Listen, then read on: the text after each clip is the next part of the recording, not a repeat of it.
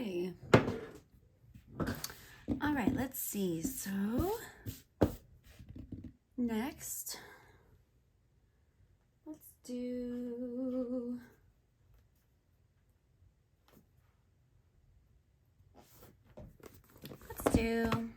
Moonology Manifestations. So I had first gotten the Queen of the Moon deck because I was looking for a moon deck. And so I got Queen of the Moon, this beautiful back. And I just did not, we were not meshing too well. I liked the keywords a lot. I really appreciated that all of the phases of the moon were featured. But it was like the art, I don't know, something about the art was just not me. So I gifted that to one of my good girlfriends, and instead I got the Moonology Manifestation. And I was torn between the original Moonology and then the Manifestation. But ultimately it was the artwork. It was the artwork and really the key phrases too. I feel like the original Moonology phrases, there were definitely some that I just didn't click. I'm like, what is going on? And I love the keywords on this.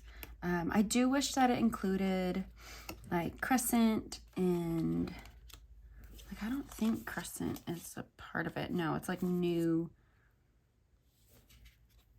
moon, first quarter, last quarter in full. But yeah, I really like this deck. I like pulling out, like if I know we have a new moon in Libra, I like to pull this card out, do my reading with it, and just kind of hold space for the energy of that moon. And yeah, good deck. Good deck. Really beautiful art. The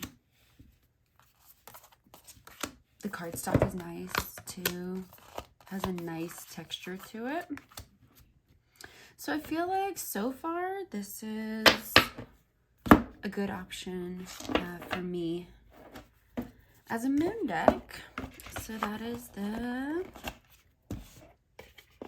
Moonology Manifestation. Nice little, what's that called? Foiling there.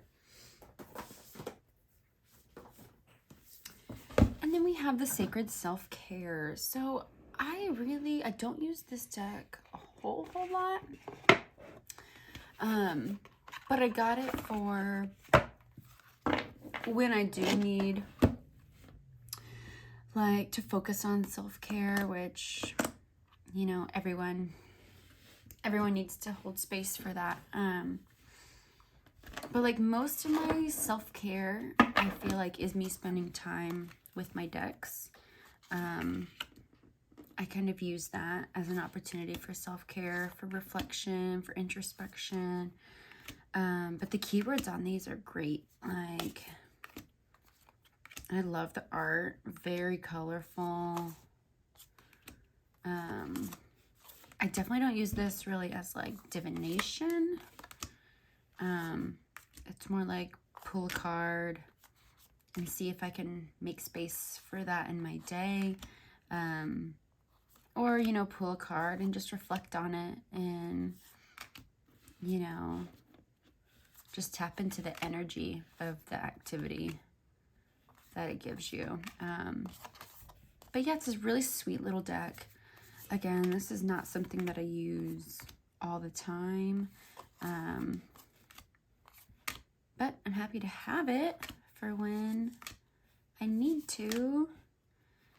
And I see this using, it's funny that this came up as this thought comes up, but I see using it like in this exact setting, like having my girlfriends over, get our journals out, pull these cards out, and kind of see how we can, you know, hold space for ourselves, and I think it's really great for that. So that is the Sacred Self-Care Oracle.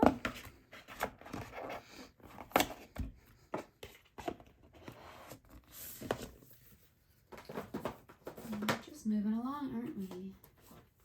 Okay, and then this is the Illuminated Tarot, and my husband actually gifted this to me, kind of just surprised me with it one day.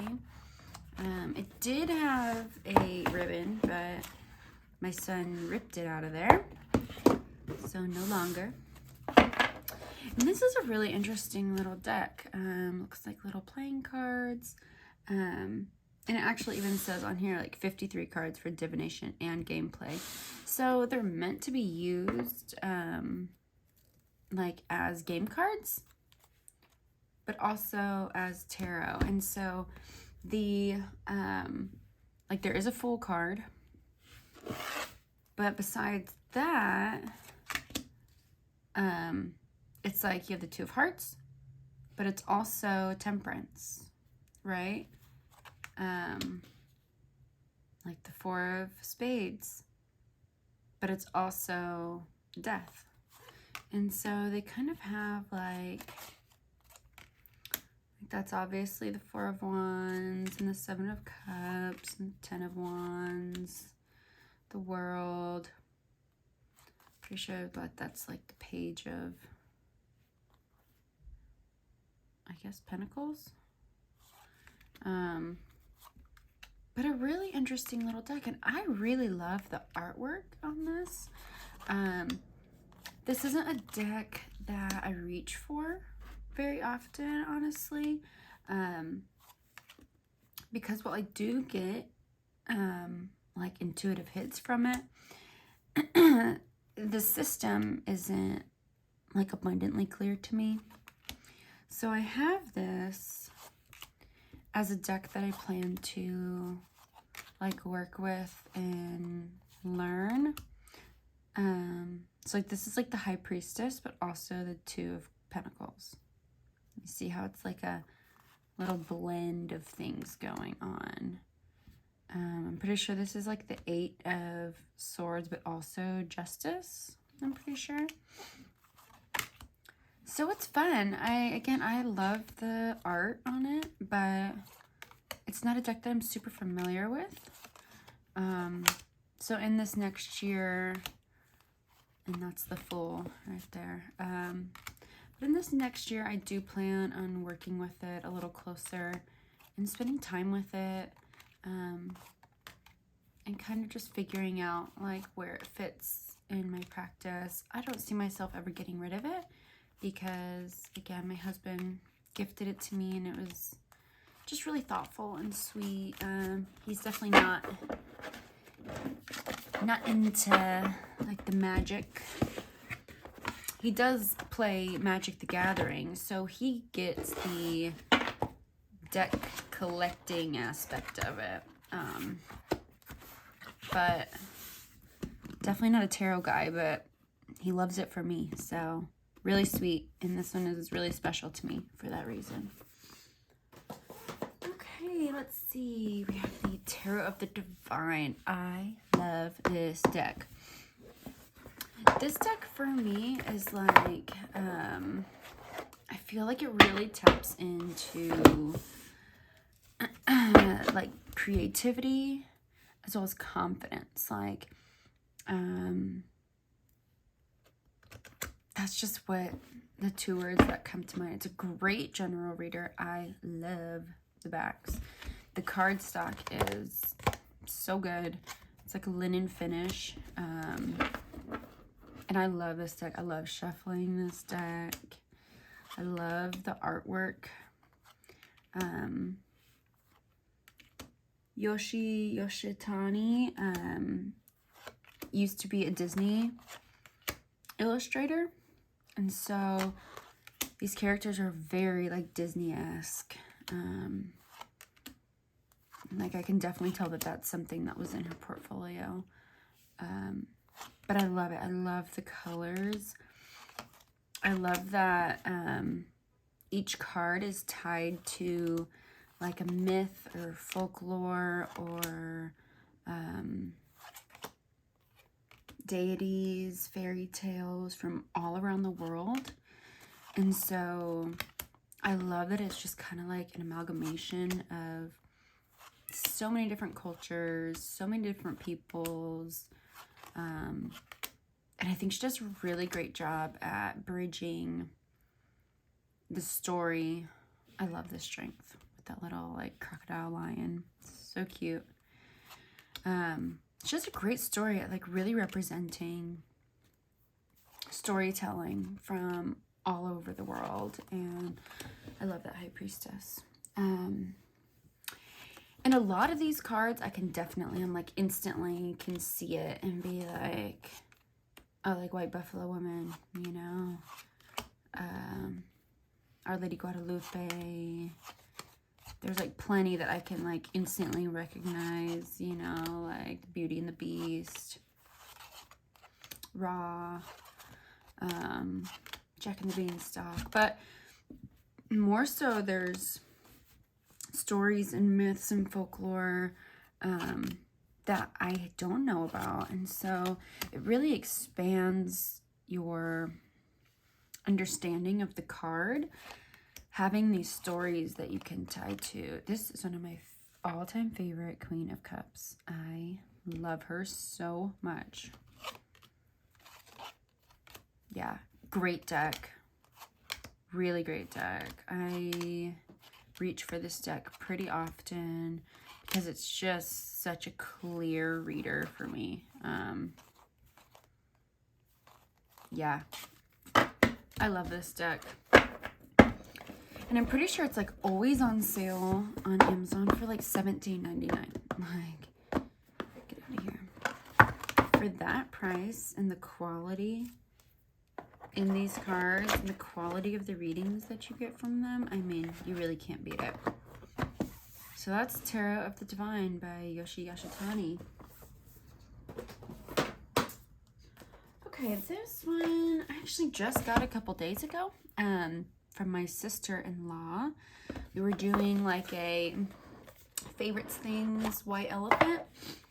Let's see, Divine Abundance Oracle cards. And she bought these because she was going to come over and participate, but then she wasn't able to make it. And so she just gifted it to me instead.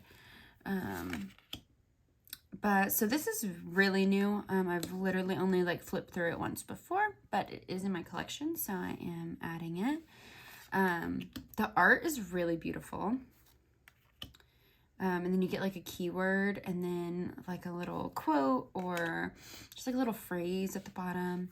It's like expansiveness. Eternity is far more creative than the rigid, constrained, and exhausted ego. I don't really think any other deck really that has like a keyword and like a little phrase to work with. But I love the coloring. I love the artwork, I really do. I don't have another abundance deck. And I love any deck that has an inner child card, honestly. Like intuition. Each person's road to the inner Lord is extraordinary and personal. How liberating to listen inside and sense moment to moment what's needed. Yeah.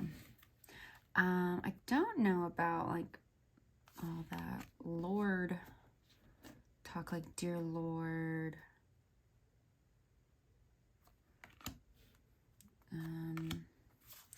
Like I believe in, you know, the God spirit, like I believe,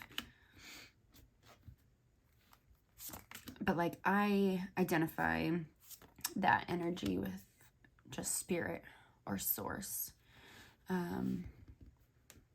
Not like a specific God or Lord. And like coming out of growing up Christian and kind of working through and breaking down like religious trauma and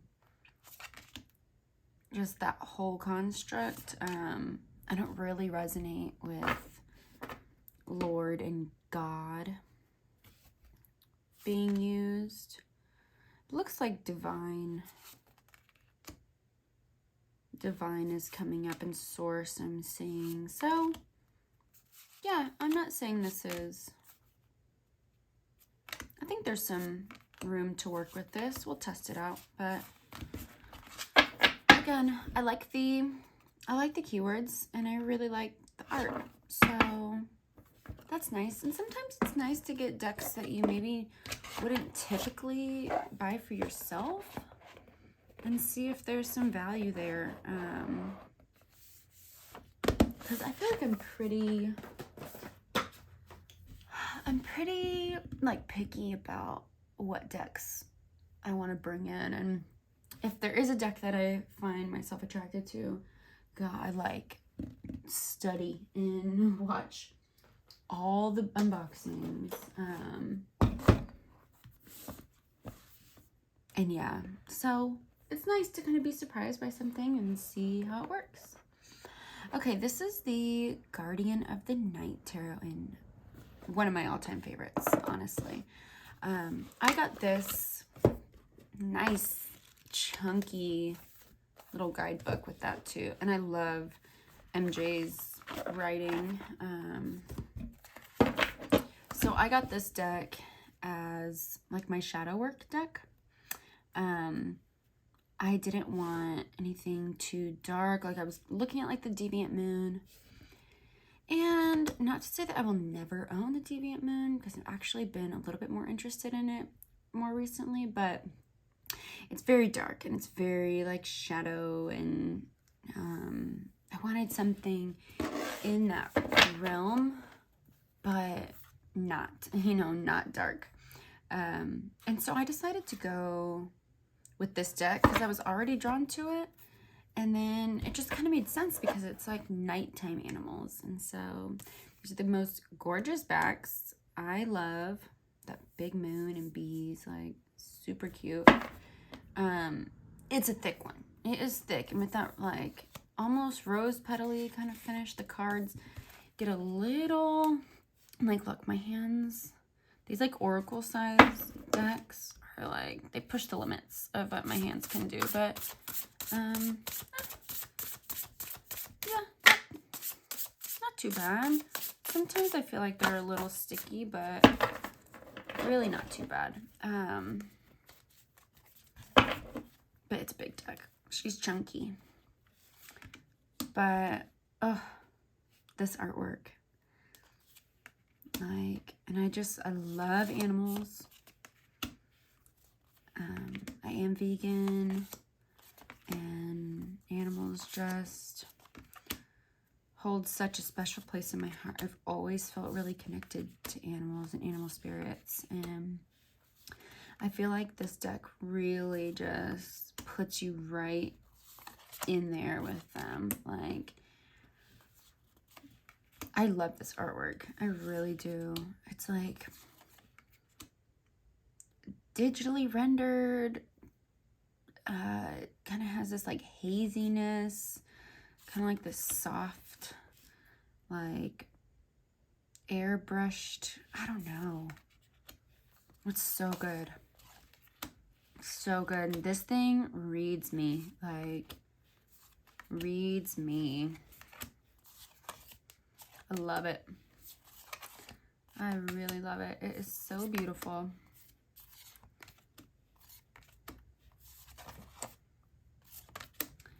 And after getting this one, it definitely makes me interested in getting the Crow Tarot, because I feel very connected to crows and ravens. And speaking of, oh, that's not a crow.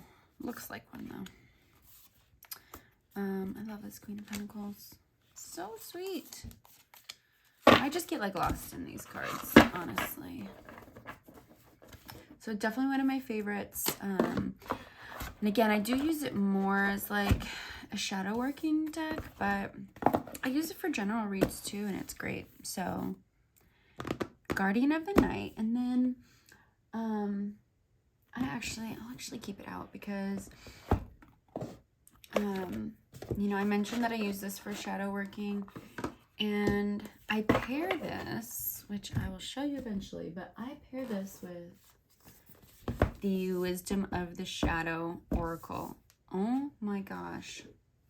This deck, again, when I was looking for a shadow work deck, I feel like everything that was suggested was like just so dark, and I get it. Like, some people just want to kind of be triggered into, or need to be triggered into that space. It's like this gunmetal black gilding there. Some people need to be triggered into that space to be able to go there, you know. And I feel like I didn't want or need that. I wanted something that invited me into that space and didn't like push me into that space. And so I spent quite a bit of time looking for what deck was really going to call out to me. And then I came across the Wisdom of the Shadow, and I am so blown away by this deck. The keywords and the art is just like, it gets me. Like, it just brings me right there. Like, I love working with this deck. I love it. It's so beautiful.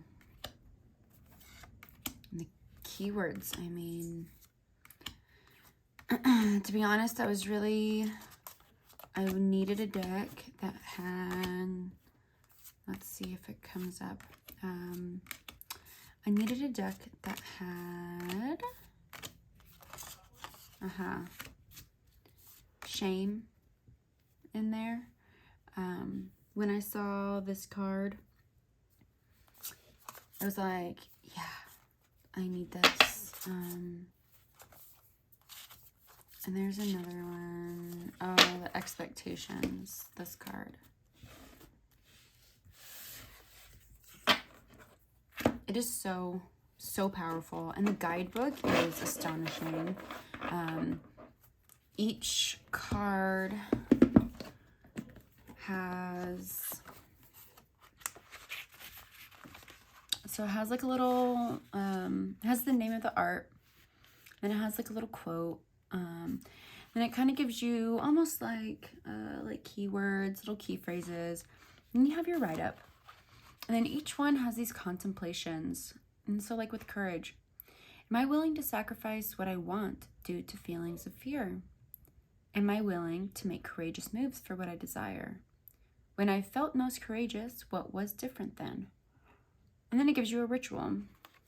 And that's for each card. So you're really able to get into the nitty-gritty of what is being talked about in this deck. It's so well done. Like, it is so well done. And again, I pair this with my Guardian of the Night. And like, literally a match made in heaven. Like, these art styles were just like made to work together.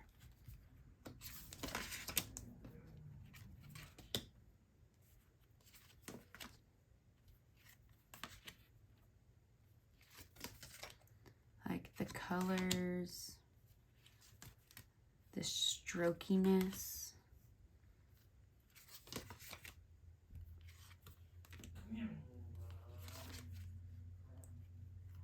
So good. So yeah, this is like my shadow work pairing. And again, they just read so wonderfully together. And then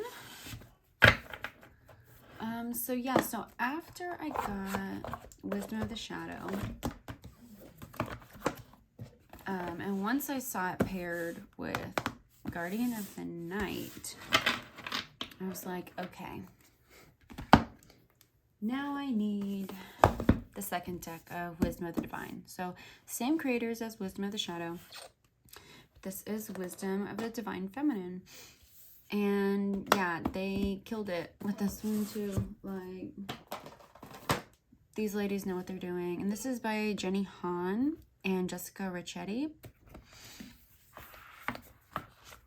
And just, yeah, like, killing it in the game. So it's gorgeous, like warm, goldy.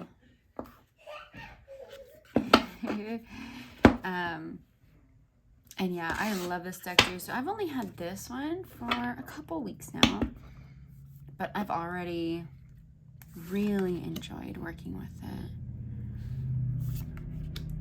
And so Jenny Han is the artist, and then Jessica Ricchetti, she does the write-ups.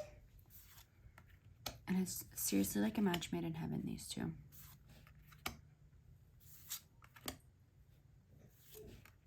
But this really just taps you in, like where Wisdom of the Shadow is like in the dark.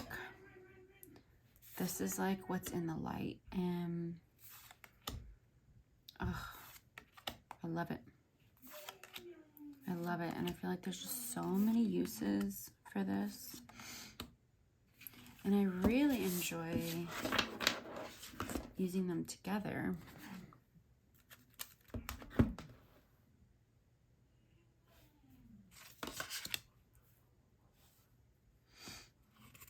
And there are some profound readings that happen here.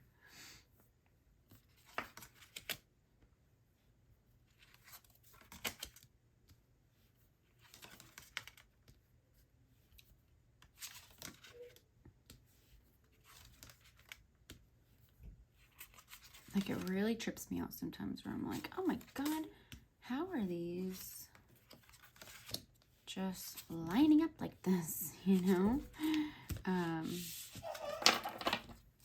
But yeah, these will never, ever leave my collection. Ever. They're just too good.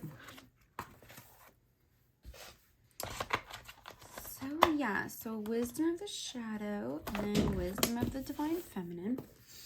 And then after knowing how well Wisdom of the Shadow paired up with Guardian of the Night, I decided to order the Forhaxa Tarot, which is also by MJ Cullinane, to pair with Wisdom of the Divine Feminine, because I knew how well the art styles went together between those two decks. So I just had a really great feeling that these would do the same.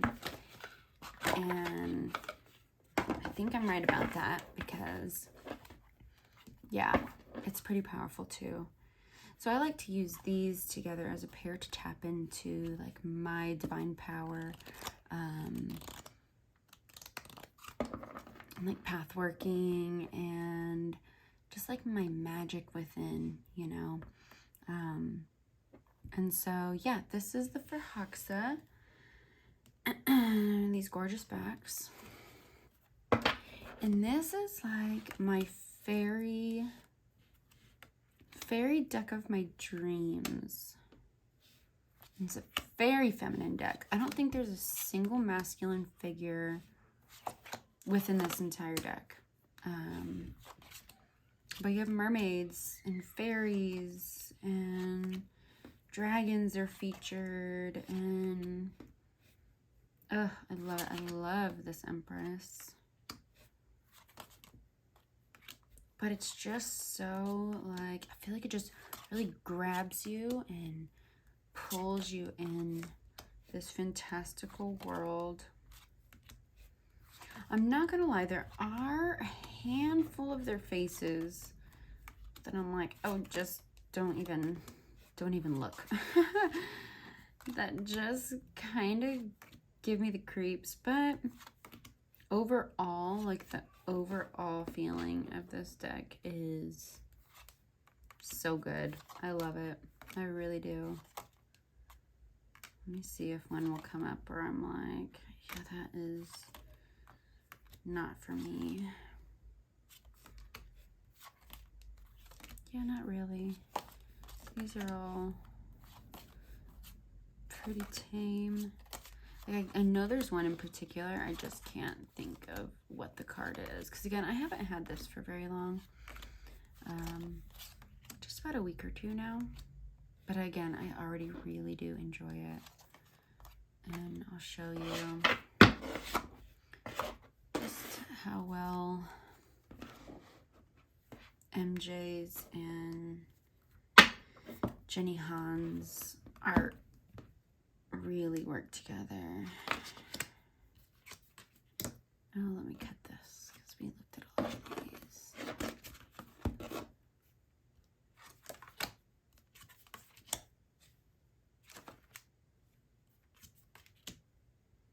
Ugh. Like these colors. Just like made to be together.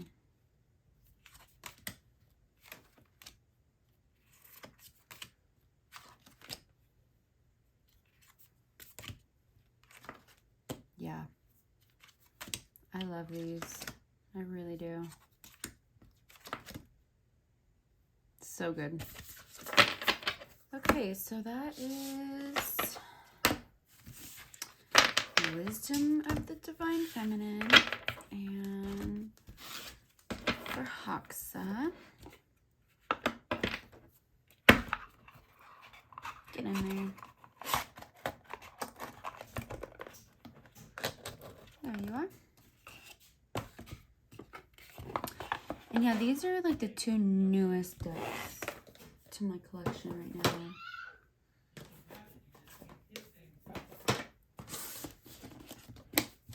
And they're great. They are so fun to work with. And I plan on doing like some sister circles with some of my best girlfriends, and I see both of these decks getting a lot of use in that space. Okay, we are almost done. I think, let me see, 1, 2, 3, 4. I think just 4 left. And I do have 2 other decks that technically are in my collection as of now, but they are being gifted for Christmas. And so I'm not putting them in here because they aren't going to be, I haven't been using them for months now. And they aren't going to be they aren't part of my working collection right now. So I don't really count them, but let me move my little pile over here. I guess we'll start with this deck. So this is a deck that I'm actually putting together. I mentioned that my husband plays Magic the Gathering. And when he buys like big packs, they come with these art cards. And so these are like art cards. I have quite a few new ones in here right now. These are all new. Are any of these new? Yeah.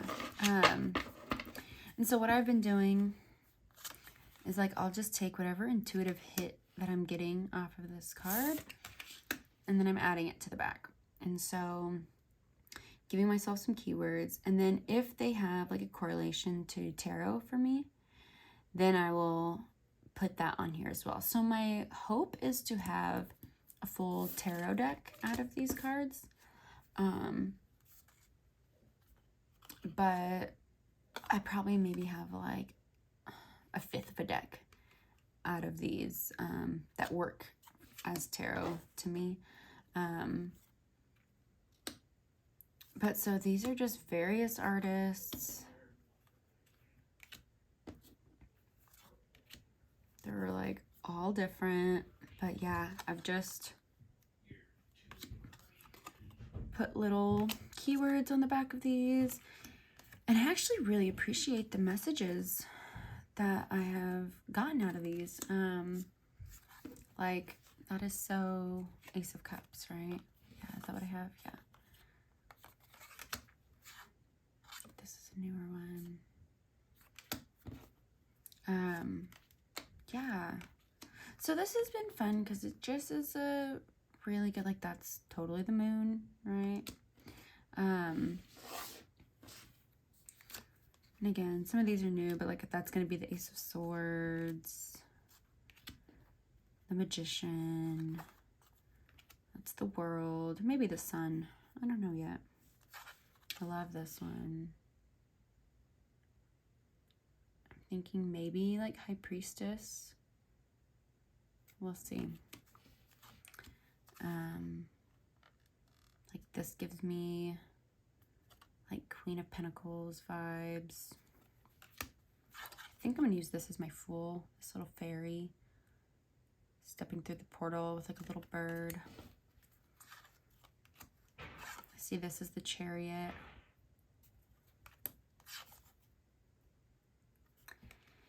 Yeah, so again, it's just been a fun little practice to tap into my intuition, see what kind of messages I can get. This is my Devil card. It's like a zombie trying to get to the brain. But it's been a lot of fun.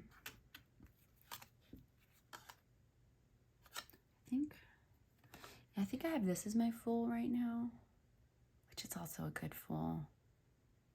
Yeah, I don't know which one I'm going to keep, but I mean, I'm going to keep both of them, but I don't know which one I'll use as the Fool, but yeah, so this is just like a project that I'm kind of working on, and just kind of adding to. We go to the like local Magic the Gathering, Dungeons and Dragons store, and they sell each card for like 50 cents or something. So I just like dig through, see if any catch my eye. But yeah, so it's my own little personal deck there in this cute little bag.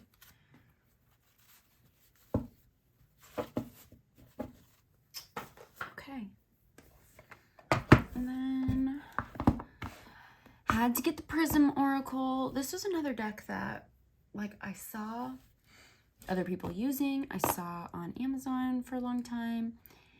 And I was like, I don't know if it's for me. Like, it's a little, I don't know, basic, or I don't know what it was about it. Maybe I felt like the cards were just like a little too simplistic. It has this gorgeous like gold hollow. I hope it picks up because it's so beautiful. Yeah, the backs.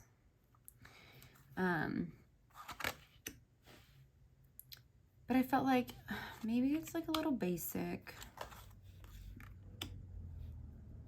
and simple. But I think that's just what makes this deck so good to read with. Like, it's so poignant. Great little messages here. I don't even really read the guidebook a whole lot because I feel like it's just like fear, you know, reflection, energy. Like, I feel like it just kind of gives you what it needs to give you, you know. But I just love like all the colors. All the cards are in a different hue, and so it just really makes this really fun little colorful deck. And I feel like it pairs really nicely with so many things because of the colors, you know. Like, that's so satisfying. So yeah, so I'm a fan now I'm glad I went for it because I enjoy working with it now. And then, let's see. I kind of saved my current favorites for last. We'll do Oracle first. So yeah, this is my favorite Oracle right now. I had never seen anyone else working with this. I never saw it reviewed. I watch a lot of YouTube tarot reviews and deck collections and flip throughs, and I feel like I never saw this come up, but I saw it on Amazon and I was like, where'd this deck come from? It's not like it's a new deck. So this is the Sacred Symbols Oracle, and when I tell you that I love this deck, it's so good. I love the coloring here. Like where the Prism Oracle is really bright and vibrant, you get like lots of colors here, but they're just kind of turned down a little bit. And this shadow card. So when I first opened up this deck, I did a flip through and then I shuffled it and I was like, let me just see how it overhand shuffles. This card, and then watch, I'm not gonna be able to find it. I don't wanna. Where are you? This card and this card. So Shadow and Veiled popped out, right? I'm like, whoa, okay. So I read the little book, and the book is short and sweet, but I really enjoy it. And it gives you like focus, and it kind of talks about that, and then it talks about the symbol that's featured and a little bit of the history on that. And so I read up on it and I'm like, yeah, okay. I know I've been feeling really called to do like shadow work and stuff. So I'm like, yeah, that makes sense. And then it was either like later that day or the next day. I'm shuffling and bam, these two cards pop out again. I'm like, oh my God, these two cards. And then I was talking to my best friend about it. And she starts talking about like, oh, like maybe you just need to like change your perspective of how you're reading it. Like maybe you're not getting the message if it's, you know, if they keep coming out at you, maybe the way you're viewing it just isn't what they're trying to portray. And then bam, shadow comes out. The next card was a shift card, like shift your perspective. And then like message. And I'm like, okay, shadow work time. Like let's get in there and figure out what I need to see here. So yeah. Those two cards just like follow me. But it's great. I love this deck. This deck pairs with so many things. Again, it's just kind of, the colors are just kind of turned down a little bit. I love the artwork. I think they just look so like, I love the hand done look to them, where they're not like these perfect like vector images. You just have like, you know, different line weights. And Mima likes to give me this card when I read with this because there's her candle flame. But yeah, this is my favorite Oracle deck right now. I feel like it's so versatile. I feel like you can use it with so many different decks, so many different readings. And there's just something like, I always use this as like the focus of my reading. Then if I want to use it as like a clarifier as well, I will. But I really started out as like, okay, what are we talking about here? Because I typically, when I am doing readings, I don't really go in with like a specific question in mind. And that's typically, but sometimes I do. But really, I just kind of like to see like, what do I need to hear? What do my most loving and healed and aligned ancestors want to share with me? What do my most benevolent spirit guides need me to know? What is my highest self or my inner child trying to convey to me at this time? So I leave it pretty much open to receive what I'm meant to receive. And I feel like this really taps me in to being prepared for that message. So I love this deck. So good. And then this deck. So this is the Dream Visions Tarot. And it's in this cute little, like, book box. It's sweet. This is the second edition. The first edition did not come with a guidebook. This one has one. It's really short and sweet. I like the write-ups for it, but yeah, not too bad. But this deck, oh my gosh. First of all, I love this like matte, deep matte blue edging. It's like, just reminds me of Deep Space. And this is by Emma Zong. Yeah, and this says that she like channeled all of the art for these cards. And I can feel it, man. Like, I feel like this deck is just like, holds these celestial beings, like just so otherworldly. The use of colors in these cards, oh, I love it. And it's like you get these stark differences between like this dark, I don't know if you can pick it up, but there's like a little constellation on there. You'll get like a dark card, lots of black use, and then like just these pops of color. Like this moon card, oh my god. I feel like I'm sitting, it's really hard to see, I'm sure, on camera. Let's see if you can. I just feel like I'm sitting at the edge of this lake, looking at the moon, just like contemplating and reflecting and digging deep. And I love this moon card. I know I've seen some people like, I don't know about this moon card. I love it. I really love this entire deck. I truly do. I feel like she just nailed the feeling and the energy of these cards. And yeah, it's almost pippish, but like this is as pippish as I could ever go. I'm not a pip deck kind of girl, but I feel like you still get kind of like a scene of what's going on, you know? But I just love the characters in this. I love this Queen of Swords. There's literally like one card in here that I don't immediately connect with. If it comes up, I'll point it out. But this High Priestess. Okay, so my phone died. So I'm just gonna finish up what I was saying about my favorite tarot deck. Yeah. So yeah, this is like one of my favorite Empress cards. I know some people don't like a pregnant Empress figure. I personally really do.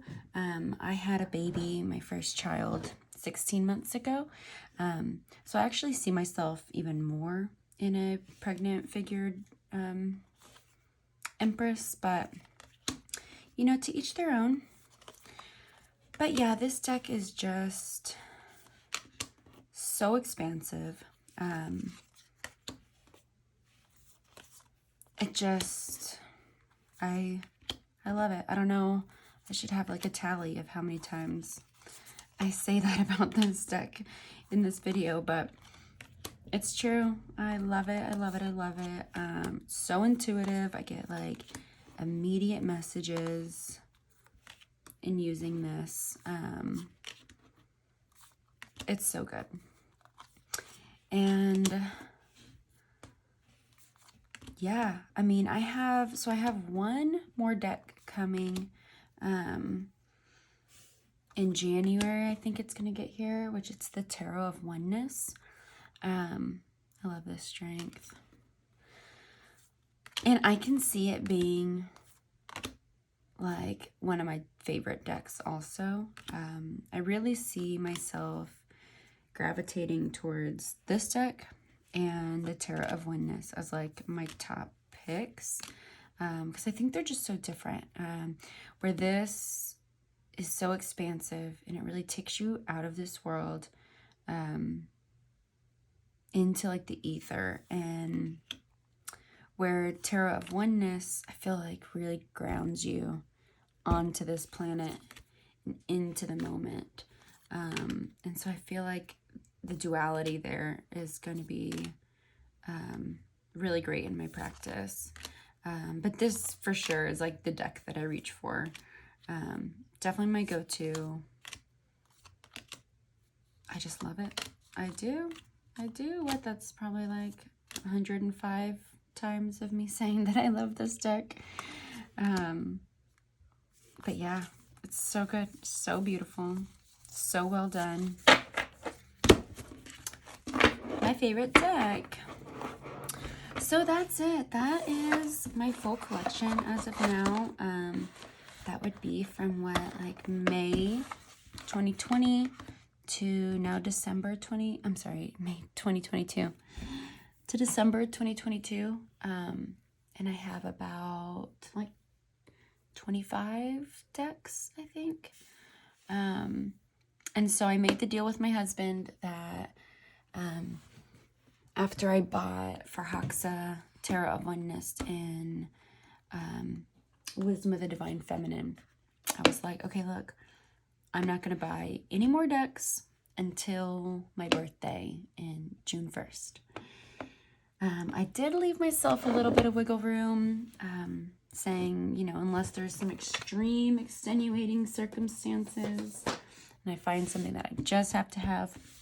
But I really plan on not buying anything else in the next 6 months and really focusing on what I have and really digging deep into the connection that I'm able to make with each deck, really seeing what puzzle piece of my practice they kind of fit into. Because again, I mean, I have quite a few decks and I work with all of them, but I have kind of laid out, like, for each month, like 2 or 3 decks that I plan to, like, really focus on, and really, like, dig into.